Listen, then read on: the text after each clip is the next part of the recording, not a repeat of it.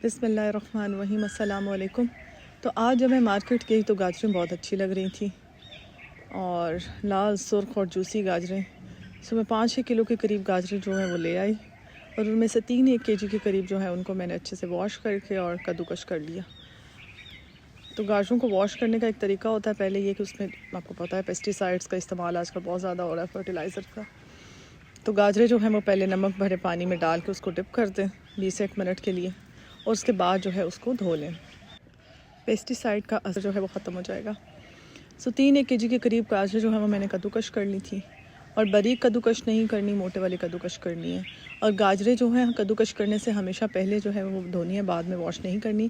بعد میں دھوئیں گے تو جو شوگر کانٹینٹ ہے جو اس کے اندر چینی ہوتی ہے اردو الفاظ میں، وہ ختم ہو جائے گا، شوگر کانٹینٹ کم ہو جائے گا۔ یہ میں نے 3 کلو گاجریں جو ہیں وہ دیگچی میں چڑھا دی ہیں، اور ساتھ ہی ساتھ دیکھیں اللہ کی شان، کتنا پیارا موسم ہے آج، جاتی جاتی سردیاں ہیں اور شاید یہ لاسٹ حلوہ ہو گاجر کا سردیوں میں۔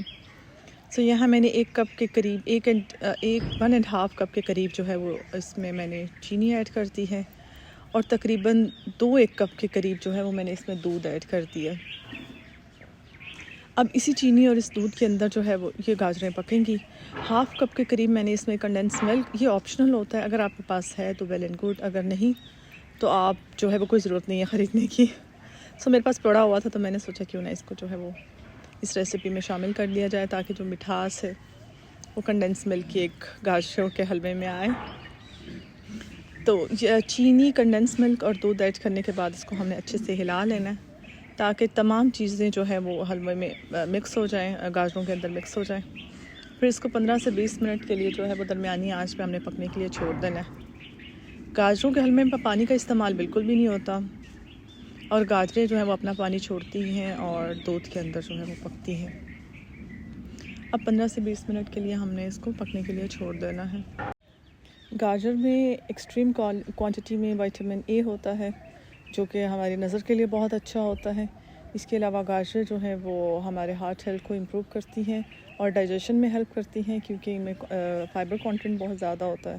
تو گاجر کو استعمال کرنے کا ایک طریقہ تو یہ ہے کہ ہم اس کو چاولوں میں ڈال لیں، یا پھر سبزی کے طور پہ استعمال کر لیں، یا پھر جوس میں بھی ہم گاجروں کا جوس جو ہے وہ بہت کامن ہوتا ہے۔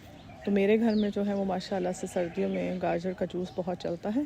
اس میں یہ ہوتا ہے کہ میں ایک آدھا اس میں کینو بھی ایڈ کر لیتی ہوں، وٹامن سی، وٹامن اے، اور ساتھ ہی ساتھ اس میں جو ہے 1 چقندر ایڈ کر لیتے ہیں، تو بڑا اچھا ٹیسٹ دیتا ہے وہ جوس۔ تو یہاں میں نے 15 سے 20 منٹ کے بعد دیکھا کہ گاجروں کا پانی جو ہے وہ خشک ہوا ہے کہ نہیں، لیکن لگ رہا تھا کہ ابھی بھی پانی ہے گاجروں میں، ہلکا پھلکا سا پانی تھا۔ اسی پوائنٹ پہ میں نے اس میں 5 سے 7 عدد جو ہے وہ چھوٹی الائچی ذائقے کے لیے ایڈ کر دی ہیں، اور اس کے بعد ہم دیسی گھی اس میں ایڈ کریں گے۔ یہ ہوم میڈ دیسی گھی ہے، 1 کپ کے قریب میں نے اس میں دیسی گھی ایڈ کیا ہے۔ آپ چاہیں تو اپنے ٹیسٹ کے اکارڈنگ جو ہے وہ دیسی گھی ڈال سکتے ہیں، اور اگر زیادہ کھانا ہے حلوہ تو دیسی گھی کا استعمال کم رکھیں۔ تو میں نے 1 کپ دیسی گھی 3 کلو گاجروں میں ایڈ کیا ہے، اور اب اس دیسی گھی کے اندر ہم اس گاجروں کو بھونیں گے، اور ایک پیاری سی خوشبو جو ہے وہ میرے کچن میں دیسی گھی اور گاجروں کی جو ہے وہ پھیل رہی ہے اس ٹائم ماشاءاللہ سے۔ تو اس گاجروں کو اس دیسی گھی کے اندر 10-1 منٹ کے لیے بھون لیں گے۔ دیکھیں ماشاءاللہ سے کتنا پیارا سا کلر ہے، اور یہ گاجریں پک رہی ہیں اس دیسی گھی کے اندر۔ یہ میرے پاس کھویا تھا، اور میں نے تقریباً 1-1.5 پاؤ کے قریب کھویا کا استعمال کیا اس کے اندر۔ کچھ کھویا میں نے اس کے اندر ایڈ کر دیا ہے، اور کچھ جو ہے وہ میں اوپر گارنشنگ کے لیے یوز کروں گی۔ کھویا جو ہے وہ گھر پہ بھی بنا سکتے ہیں، بہت آسان طریقہ ہے کھویا گھر پہ بنانے کا۔ اور بس دودھ لیں اور اس کو جو ہے وہ پکنے کے لیے چھوڑ دیں چولہے پہ، جب وہ پک پہ خوش ہو جائے گا تو وہ کھوئے کے فارم میں آ جائے گا۔ یہ میں نے آلمنڈ ایڈ کیے ہیں، آلمنڈ کا چھلکا میں نے اتار دیا ہے۔ چھلکا اتارنا اس لیے ضروری ہوتا ہے کیونکہ ڈائجیشن نہیں ہوتی، چھلکا ہضم نہیں ہوتا۔ تو کسی بھی صورت میں آپ آلمنڈ لے رہے ہیں، بادام لے رہے ہیں، تو اس کا چھلکا اتار کے اس کو استعمال کریں۔ اور اس میں نے کچھ میرے پاس گری پڑی ہوئی تھی، وہ میں نے کاٹ کے ڈال دیے، اور کچھ میں نے اس کے اندر پستہ اس میں شامل کر دیا ہے۔ اچھا، ضروری نہیں ہے جو چیزیں میں نے ایڈ کی آپ لوگوں نے بھی وہ بھی ایڈ کرنی ہے۔ ہم نے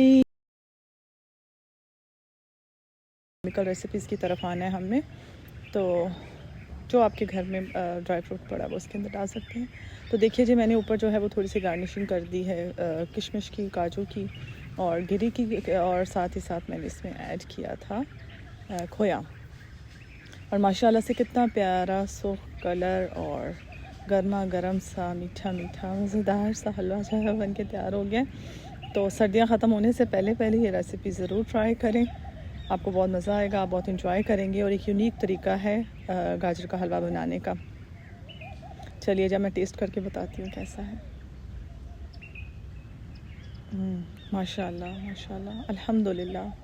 یقین مانیے یہ ریسیپی جو ہے نا ورتھ واچنگ ہے، اور آپ اس کو ضرور ٹرائی کیجیے گا.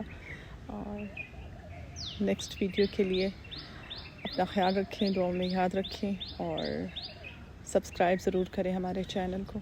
اللہ حافظ.